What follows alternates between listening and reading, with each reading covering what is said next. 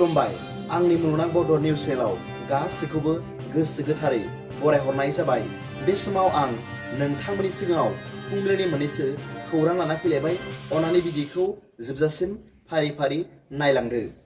गिबि रादाबाव दं बेंगल आरो एएसनि थाखाय बारहुंखा रेमलनि सांग्रांथि रादाब फोसावदों।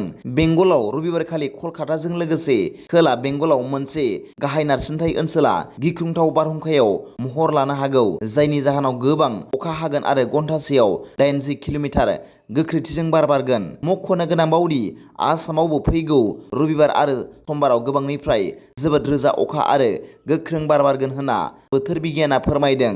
बे बारहुंखानि मुंखौ रेमल दोननाय जादों। बोथोर बिगियानगिरिफ्रा लोगोसे बोथोर मावख'आ बुंदोंमोन दि बे खान्थिया साहा फारसे दावगालांनायनि आसा दं। दिनै शुक्रबारसिमाव मोनसे डिप्रेसन आरो सनिबार फुंसिमाव मोनसे बारहुंखायाव जौगागोन होनना फोरमायदों। नैथि रादाबाव दं रायजो नाङैनो बिदुङा बांनायजों लोगोसे आसामनि कामरुप मेट्रपलिटान जिल्लानि गुदि सोलोंथाइ बिफाना थांनाय बुधबाराव मोनसे फोसावथाय फोसावनानै फरायसालिफोरखौ फरायसालिनि समाव सानफ्रोमबो खेबथाम दैनि बेल दामनो खावलायदों, जाहाथे फरायसाफोरा जोबोद दुंहाव थासारिनि गेजेराव हाइड्रेटेड थायो। फोसावथायाव फरायसालिफोरखौ लांदां जायगा एबा फोथारनि अनगायै थाखो खथानि सिङाव एबा फरायसालिनि बारान्दायाव फुंनि जुथुमनायनि राहा खालामनो थिनदोंमोन। बे बिथोननि थांखिया फरायसाफोरखौ जायखिजाया गाज्रि जाथायनिफ्राय रैखाथि होनाय।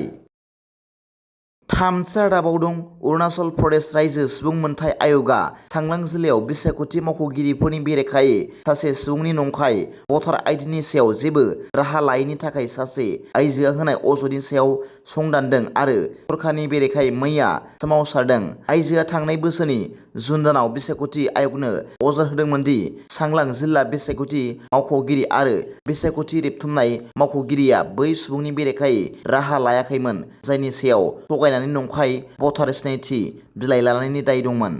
दायनिगिरिया बे बोसोरनि मार्चआव बिधान सभा बिसायख'थियाव बरदुमसा दियुं बियाबनि थाखाय गावनि नमिनेसन गथायदोंमोन, नाथाय बिथांनि नाजानायखौ नेवसिनाय जादोंमोन। अरुणाचल प्रदेश रायजो सुबुं मोनथाय आय'गआ बेखौ जोबोद गोथौवै सानदोंमोन दि चांलां जिल्लानि बरदुमसा दियुंनि इआरअ'आ जेबो खालामाखैमोन। ब्रैथि रादाबाव दं बर'नि थाखाय जोबोद रंजाथाव बाथ्रा, दासान्दि जोंनि बर' लाइमोनफोरा गासिबो बादायलायनायावनो जाफुंसारनायखौ नुनो मोन्दों।